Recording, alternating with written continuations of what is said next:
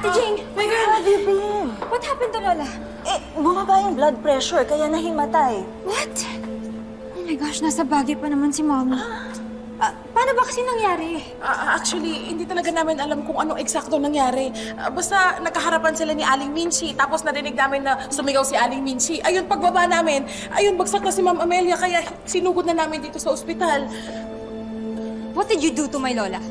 Wala akong ginawa sa lola mo. Hindi ko siya sinaktan. Nagtalo kami pero hindi ko siya sinaktan. I refuse to believe you. Kasi kilala ko kayo ng anak mo. Troublemakers. Megan! Ay! Mukhang awayin yung nanay ko. Huwag na kayong magtalo. Pakiusap ko, huwag na kayong magtalo. Hindi ko gusto na masaktan ang lola mo. O kahit mangyari ang kahit na alin dito. Totoo. Sabi ko nga kanina nagtalo kami.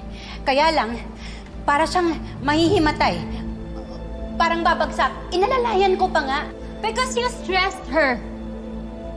So anong ginawa mo sa kanya?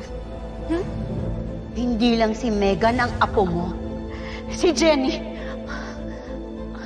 Apo mo, si Jenny. Dahil anak siya ni Dio. See? Your face says it all. Megan, tama na nga.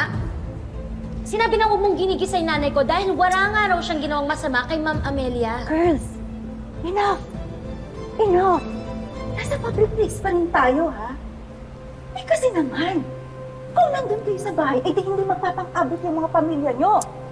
Magpasalamat na lang tayo na Miss Amelia is safe, okay? Yeah, tama. As she should.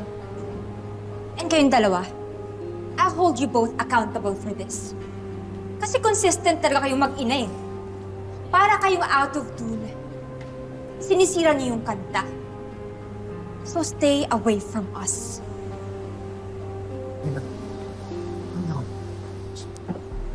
Megan! Meg! Megan!